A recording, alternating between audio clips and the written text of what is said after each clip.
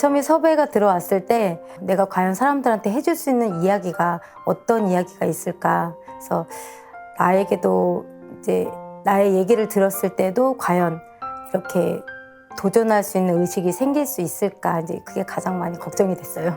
요즘 코로나 시국으로 다들 좀 지쳐있고 힘들 때 내가 이제 도전을 하려고 하는 그런 사람들이 좀 많이 좀 적어들고 있는 것 같아서, 그러니까 내일을 기약할 때, 그러니까 저의 모습, 저의 이야기를 듣고, 그래서 내일을 기약하는, 그리고 희망과 미래를 한 번 더 도전할 수 있는 그런 기회들의 문이 좀 많이 열려 있었으면 좋겠습니다.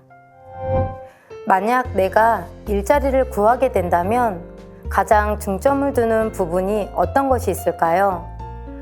돈을 벌기 위해서 일을 하는 경우가 대부분이니까 우선 연봉에 큰 관심사가 있을 거고, 또 사업장의 위치, 그리고 근무 일수 등이 구직 광고에서 가장 눈여겨보는 부분일 겁니다. 저는 운동선수로 수년간을 지내오다 이른바 운태기가 왔어요. 운동이 힘들고 싫어진 거죠. 운동을 대신해서 저의 생계를 이어갈 직업이 필요했습니다. 그래서 난생 처음 구인 광고에서 찾아봤고, 제가 가장 주안점을 두고 본 부분은 근무 환경이었습니다. 저는 보다시피 하체가 불편하기 때문에 장시간 서 있거나 이동해야 하는 직업은 하기 어렵습니다. 그래서 앉아서만 할 수 있는 일을 찾았는데요. 저희 신랑이 다니는 병원 게시판에 구인 광고가 난 거예요. 그래서 앉아서만 할 수 있는 제가 찾던 일이었습니다. 고민할 새도 없이 저는 바로 입사 지원을 냈습니다. 제 생애 첫 자기소개서도 이때 작성을 하게 되었죠. 그리고 첫 면접 날 저는 다수의 지원자 가운데 단 한 명의 장애인이었습니다. 생각해보면 제가 무언가를 생각해볼 겨를도 없었어요. 사실 저는 일반인들과 마주하는 환경을 좀 두려워했거든요. 제가 장애가 있는 것을 부끄러워하진 않지만 그들과 견주어 본다면 저의 능력이 좀 부족하다는 생각을 늘 하고 있었어요. 어찌 보면 일반인과 함께 면접을 보는 환경은 당연한 건데, 제가 면접 자체가 처음이니 일반인과 제가 동일 선상에서 놓인다는 생각조차 못했던 거죠. 그런데 저는 운이 좋았어요. 제가 지원한 회사가 장애인 지원 사업장이었던 거죠. 정말 전 모르고 지원했거든요. 그래서 저는 합격을 했고 첫 직장을 가지게 되었습니다. 저의 첫 직장의 업무는 바로 이 전화기로 모든 업무를 소화해낼 수 있는 콜센터 업무였습니다. 일반인 분들은 다소 힘든 일 또는 꺼리는 일, 낮은 보수라는 선입견을 가질 수 있는 것 같아요.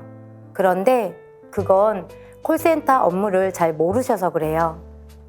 단순한 전화 업무만이 아니었어요. 전화로 1차적 궁금증을 해소해 드려야 하기 때문에 증상을 물어보시면 매뉴얼대로 증상 상담을 해드리고, 또 증상에 맞는 의료진을 선택하고 예약까지 이어지게 해야 하는데요. 병원에 대한 지식 또 업무에 대한 많은 부분을 숙지하고 있어야 가능한 업무입니다. 저는 제 일에 만족하며 11년째 장기 근속하고 있습니다. 얼마나 제 일을 사랑하냐면요. 입사한 지 1년 만에 병원 콜센터 직원 최초로 모범상도 받았던 이력이 있습니다. 그리고 일을 하며 운태기를 극복해서 지금은 다시 운동에 열중하고 있어요. 운동선수이자 콜센터에서 일을 하고 있는 투잡 러인, 저의 이야기가 궁금하지 않으세요? 안녕하세요. 평화아름 소속 의정부 성모병원 콜센터에서 근무하는 이유미 사원입니다.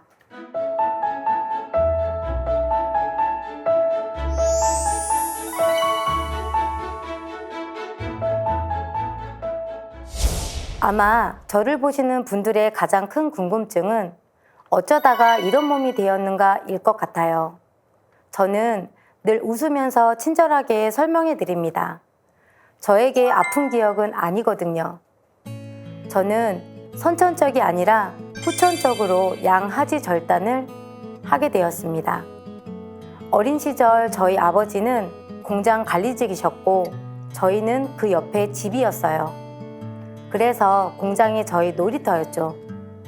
하루는 거기서 신나게 놀다가 그만 분쇄기에 저의 몸이 빠져버린 거예요.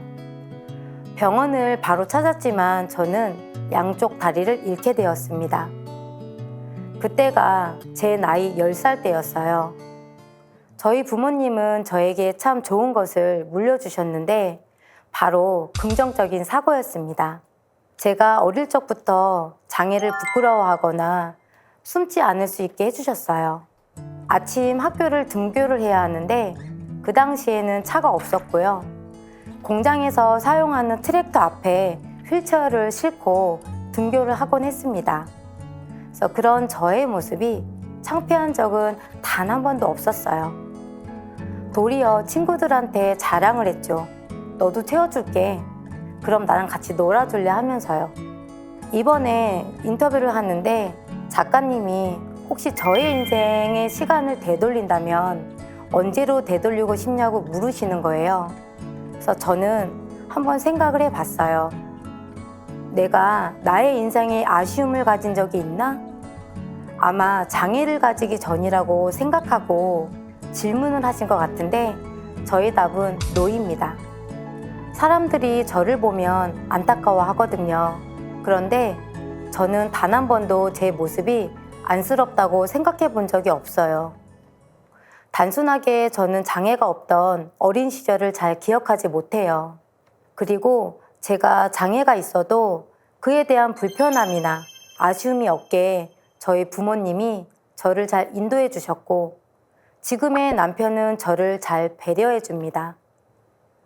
학창시절에도 저는 일반인 학교를 중학교 때까지 다녔어요.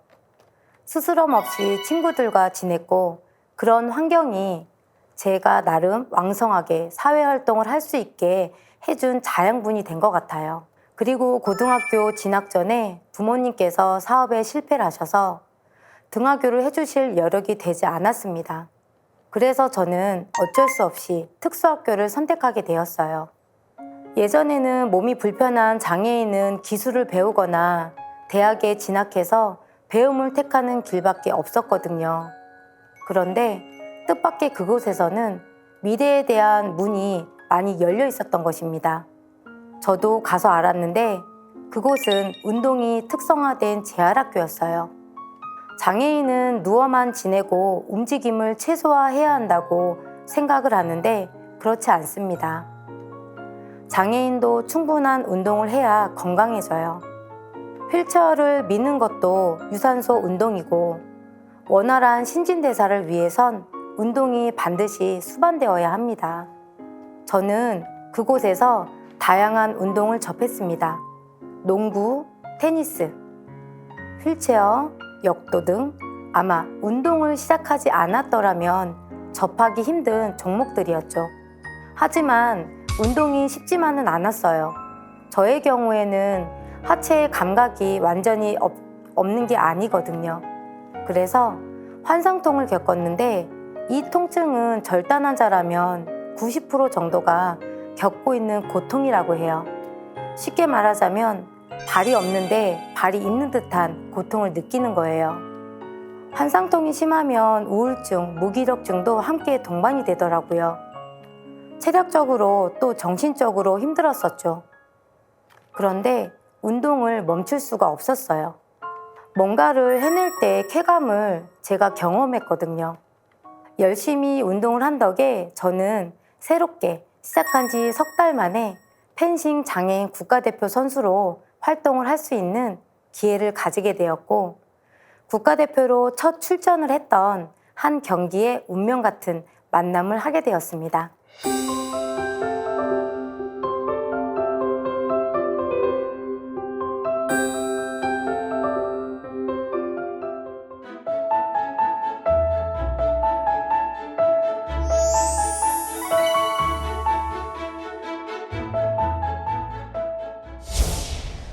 헬스라는 운동이 대중적이진 않잖아요. 그래서 제가 이 운동을 한다고 하면 많이들 물으세요. 왜 하필 펜싱을 선택하였냐고요. 저는 큰 이유는 없어요. 우선 제가 경제적으로 독립하고 싶었고 무작정 돈을 벌기 위해서 시작을 했습니다. 그땐 정말 쫓기듯이 운동만 했어요. 결과물은 수상이고 또 수상을 해야 돈을 벌 수 있으니까요. 하지만 지금의 저에게 펜싱은 삶의 활력소예요. 이제는 마음의 여유가 생겨서 경기를 할 때도 즐기면서 하고 있습니다. 그런데 제가 펜싱에 더 재미를 붙인 이유는 하나 더 있습니다. 바로 제 남편이 그 이유인데요. 저는 펜싱 부부로 활동을 하고 있습니다. 저희 남편은 현재 선수직을 내려놓고 지도자의 길을 걷고 있는데요. 2002년 부산 아시안게임에서 저와 남편은 펜싱 종목에서 도전하는 선수로 만났습니다. 그때 당시 제 나이 22살, 제 남편의 나이가 31살이었어요. 저희 부부가 9살 차이가 나거든요. 지금 생각하면 많은 나이 차이가 아닌데 진득하고 푸근한 남편의 성격에 저는 매력을 느껴서 제가 먼저 쫓아다녔습니다. 오빠라고도 안 했어요. 아빠라고 하면서 계속 주변을 맴돌았습니다. 그리고 저희는 3년 연애 끝에 결혼에 성공했죠. 2006년에는 아시아 태평양 장애인 경기 대회에 함께 출전해서 저는 플로레, 개인전 동메달을, 남편은 앳베 개인 부분에서 금메달을 따는 쾌거를 달성했죠. 그 외에도 저는 숱한상을 수상하며 장애인의 펜싱계에서는 제법 이름을 날린 선수로 활동하고 있습니다. 펜싱 선수 부부라고 하면 대단히 멋있어 보이지만 현실은 그렇지 않습니다. 불과 몇 년 전까지만 해도 장애인 운동선수는 개인 장비를 사비로 구입을 해야만 했고 경기 출전 역시 사비로 충당해야만 했어요. 선수들에게는 생계를 이어갈 수 있는 부분은 각종 대회에서 수상을 한 뒤 받는 상금이었습니다. 요즘은 상황이 좋아져서 국가적인 지원도 많아졌지만 예전에는 정말 열악했어요. 요즘 이렇게 지원 제도가 좋아져서 저는 주변 분들에게 운동을 정말 많이 권장하거든요. 그런데 대다수 쉽게 포기하세요. 너무 힘들어서라는 푸념 섞인 말이 대부분이에요. 저 역시 그럴 때 있었습니다. 운동도 힘들고 왜 나는 이렇게 힘들까 비관하며 한때 더 이상 살지 말까라는 생각을 한 적도 있어요. 약을 먹기도 했습니다. 그런데 쉽게 안 죽더라고요. 죽는 게 사는 것보다 더 힘들더라고요. 그때 깨달았어요. 죽을 용기가 없으면 열심히 사는 게 낫다고. 그리고 그런 저의 생각에 더 힘을 실어준 게 저희 남편이었습니다. 저는 일주일 내내 상당한 시간을 남편과 함께 지냅니다. 저희 부부 사이에는 아쉽게도 자녀가 없어요. 가지고 싶어서 시험관을 3번이나 시도해 봤지만 힘들더라고요. 더 나은 부부 사이를 위해서 아이에 대한 희망은 내려놓고 서로에게 더 최선을 다하며 지내고 있습니다. 운동을 함께 한다는 것은 부부관계에서 참 많은 도움이 됩니다. 저희는 평일에는 각자의 위치에서 시간을 보내고 주말에는 운동을 하는 루틴을 가지고 있는데요. 요즘은 코로나 때문에 덜하긴 하나 체전을 앞두고 있을 때는 남편은 저의 코치 역할도 해내어주고 있어요.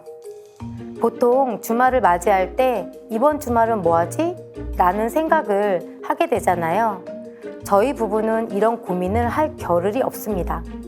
컨디션이 허락된다면 매 주말이 운동 데이트를 꽉 채워져 있거든요. 이런 내가 해야 할 일이 있다는 것만으로도 일상에 활력이 생기는 것 같아요. 지금의 이런 저를 만든 것이 부모님이셨다면 완성해준 것은 저희 남편이라고 해도 과언이 아닌데요. 제가 잘못을 하든 안 하든 남편은 묵묵히 제 말을 믿어줍니다.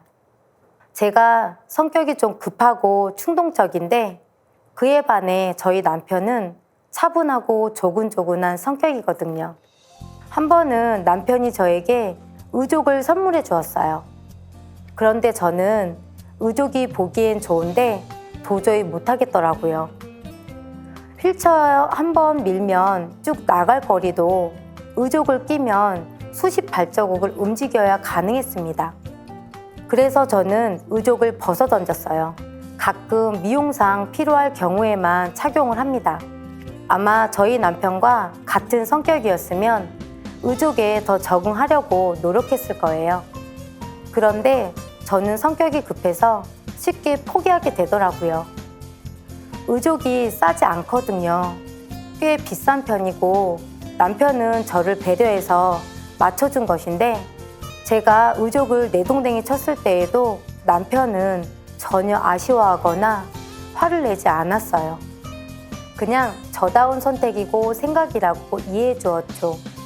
이렇게 남편과 저는 서로가 완충제 역할을 해주면서 행복한 가정을 16년째 이어가고 있습니다. 우스갯소리로 다시 태어나도 당신과 결혼할 거야? 라고 묻는다면 저의 답은 예스입니다. 그때 서로가 어떤 모습이라고 한들 이 사람이라면 말이죠.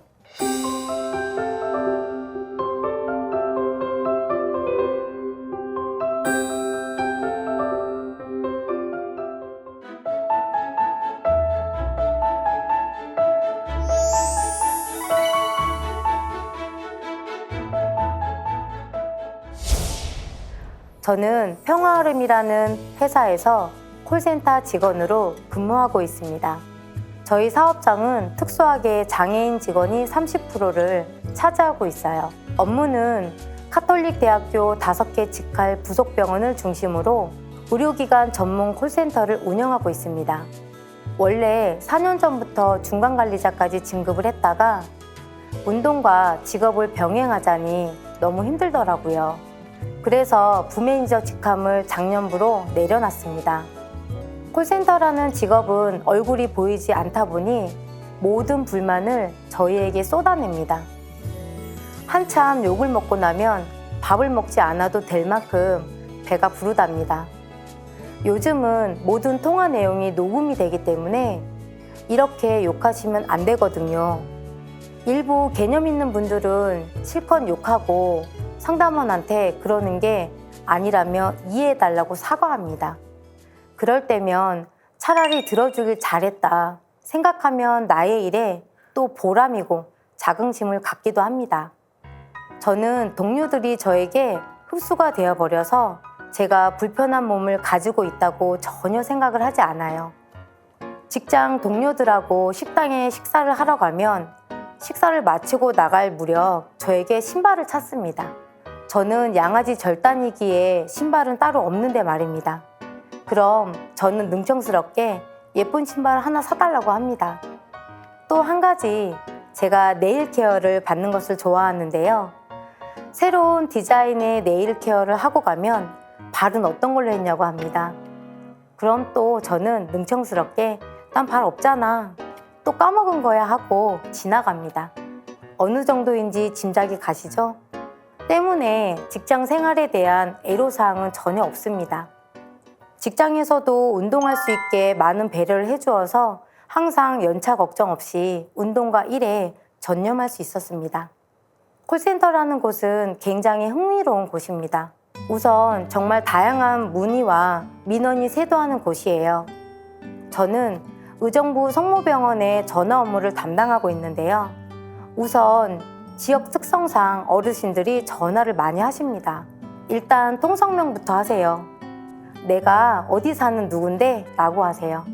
제가 통화 이력을 확인하고 오랜만에 전화 주셨네요 라고 하면 아는 척을 해드리면은 본인들의 서비스를 받고 있다고 생각을 하십니다. 반가워하시죠? 그럼 그 순간부터는 뭐든지 오케이 하고 불만을 이야기하지 않습니다.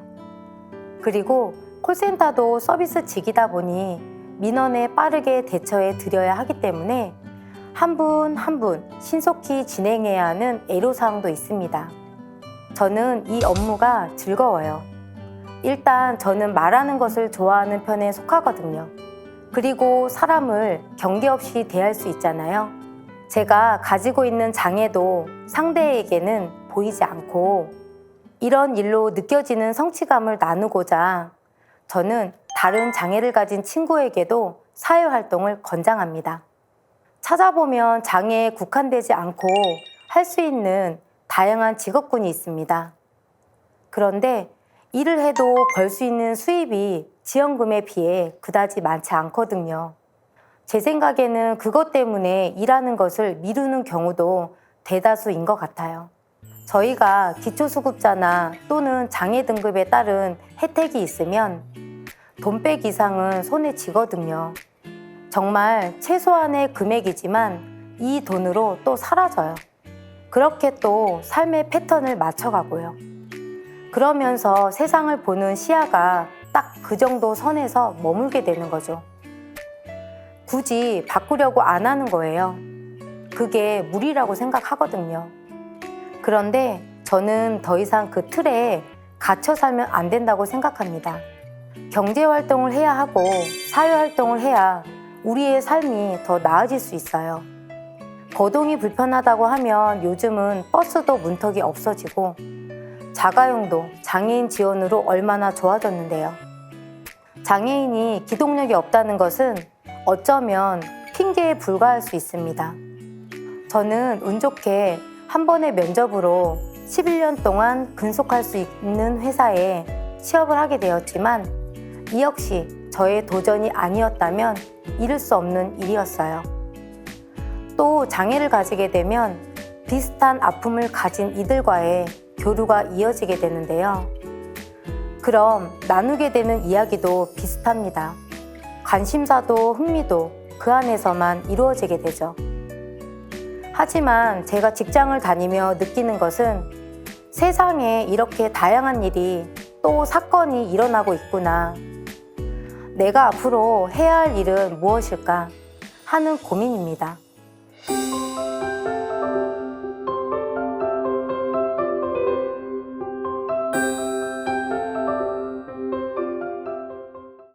저의 좌우명은 베풀며 살자입니다. 어찌 보면 저는 많이 받고 살아온 편이에요. 부모님의 사랑, 남편의 배려가 그러하죠. 부모님과 남편이 베풀어준 사랑으로 현재 제가 완성되었습니다.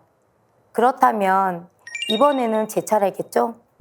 후배 펜싱 선수들에게 조언을 주며 운동에 대한 흥미를 잃지 않도록 페이스메이커 역할도 해주고 있고요. 저희 사업장 내에 저의 영역을 충분히 해내어가며 팀원들의 사기 진작에도 도움을 주고 있습니다. 또 저희 집에서는 저와 남편 그리고 저희 여동생이 함께 상생하며 살아가고 있는데요. 가정에서도 각자의 위치를 확실히 해가며 살아가고 있습니다. 그리고 앞으로도 제가 도울 곳이 있다면 저의 능력을 나누며 살아가고 싶습니다. 그것이 제가 추구하는 저의 삶의 목표이니까요. 오늘 저의 강연을 들은 분들도 제가 받은 사랑에 대해 생각해보고 또 함께 나눌 수 있는 준비가 되는 시간이 되었으면 하는 바람입니다. 긴 시간 저의 강연을 들어주신 여러분 감사합니다.